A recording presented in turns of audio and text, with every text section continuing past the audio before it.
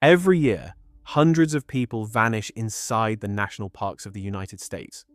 600,000 acres of wilderness, minimal cell coverage, ranges spread thin across impossible terrain.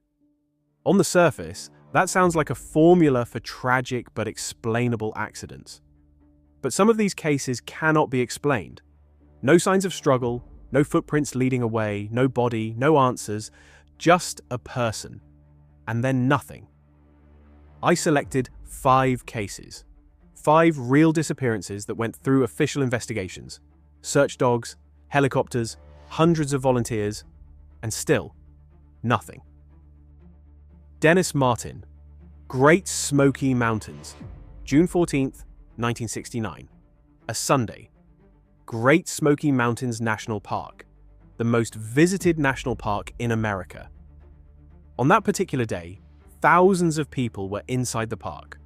The Martin family, experienced outdoorsmen from Knoxville, Tennessee. Father William, a grandfather, uncles, and 6-year-old Dennis. They knew this park. They knew the rules. The children decided to prank the adults. They split into 2 groups to surprise their fathers by appearing from opposite sides of the trail. Dennis went with one group of boys. A few minutes later, one group stepped out onto the trail. The other did not. Dennis Martin did not come out. The family began searching immediately. They spread through the surrounding forest. By evening, park rangers were mobilized. The next day, search teams, then the military, then the FBI. At the peak of the operation, more than 1,400 people were actively searching. Army Green Berets, search and rescue dogs, helicopters, thermal imaging equipment. They covered every square meter within a multi-mile radius. That same day, just a few miles from where Dennis disappeared, the Clier family was having a picnic. They heard a wild, inhuman scream coming from deep inside the forest. Then silence. They assumed it was some child playing around. They thought nothing of it. Only later, when they heard about Dennis Martin, did they report it to the rangers. Harold Key, a local hunter, reported something else. That same day, he saw something strange in the woods. A large, dark figure moving through the brush, dragging something. He could not make out what. Rangers took the statement. It was never officially connected to the disappearance. Dennis Martin's body was never found. He was 6 years old, 4 feet tall, 48 pounds. Where he went, no one knows. Stacy Ariscadale, Yosemite, July 1981. Yosemite National Park, California. One of the most beautiful and one of the most dangerous places in the United States. Stacy Ariscadale, an experienced hiker, 25 years old. She traveled solo, which was unusual, but not for her. She knew the mountains. She knew herself. On July 14th, she signed in at the visitor center and logged her intended route, a day hike along a well-known trail. Not extreme terrain. Thousands of people walk it every summer. By evening, she had not returned. Rangers began searching. They found her car in the parking lot. They found her backpack, dropped directly in the middle of the trail. Not at a cliff edge. Not near a river. In the middle of a well-traveled, clearly marked footpath. Inside the backpack, food, water, a map, a flashlight, spare clothing. Nothing had been touched. As if she simply set it down and stepped into thin air. Search dogs picked up her scent. It led away from the trail, several hundred meters through dense forest. And then it stopped. Not at water, where a scent trail might reasonably be lost. It stopped on solid ground in the middle of the woods. Rangers swept the entire quadrant. Nothing. No blood. No signs of a struggle. No footprints except hers, leading directly to the point where the trail ended. Stacy Ariscadale was never found. Not alive, not dead. Her case remains open. Larry Lunn Steed, Olympic National Park, August 1997. Olympic National Park, Washington State. one of the most isolated and inaccessible parks in the entire country. Temperate rainforests, mountain ridges, territory where you can walk for days without seeing another human being. Larry Lunn Steed, 55 years old, an experienced backcountry hiker from Colorado. He had done dozens of solo multi-day trips. He knew what he was doing. Larry registered his route. He packed appropriate gear. He set out alone. 3 days later, he did not reach his check-in point. Rangers launched a search immediately. They found his camp, tent standing, sleeping bag laid out, camp stove with food residue still in the pot. Everything was neat, undisturbed, as if the owner had just stepped out for 5 minutes. His boots were sitting outside the tent entrance. His boots were outside, in a rainforest, in August when nighttime temperatures dropped close to freezing. Inside the tent, his reading glasses, his flashlight, his knife, all of his essential gear. Everything an experienced backcountry hiker would take before leaving camp at night. Search dogs tracked his scent from the tent. It led several hundred meters to a small creek. On the bank, the trail ended. On the other side of the creek, nothing. No continuation of the scent, as if he walked into the water and dissolved. The creek was searched downstream for several kilometers. Search teams swept the surrounding terrain. Helicopters flew the area. Larry Steed was not found. The official conclusion: probable accident near water. The unofficial question his family keeps asking: why would a man with dozens of nights in the backcountry walk out of camp barefoot, without his glasses, without his flashlight, without his knife, in the middle of the night? Joan Stour and Zoe Lagerlof, Mount Rainier, 1998, October 1998. Mount Rainier National Park, Washington State. An active stratovolcano rising nearly 14,400 feet.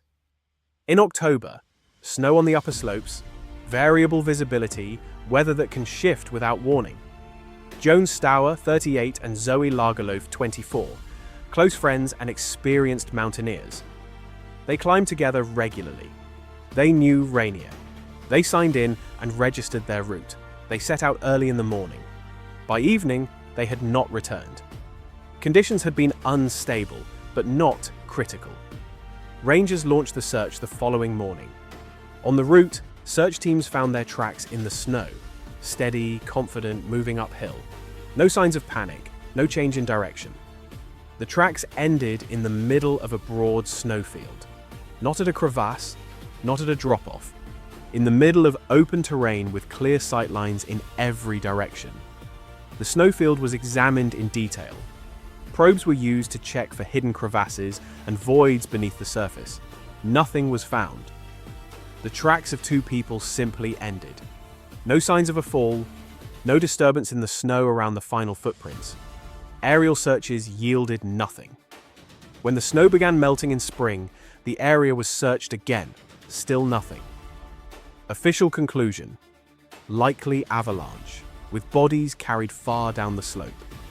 The problem: no avalanche was recorded in that area on that day, and the footprints in the snow show no abrupt change in direction, no scramble, no attempt to run, which would be visible if the women had tried to escape a moving snowslide.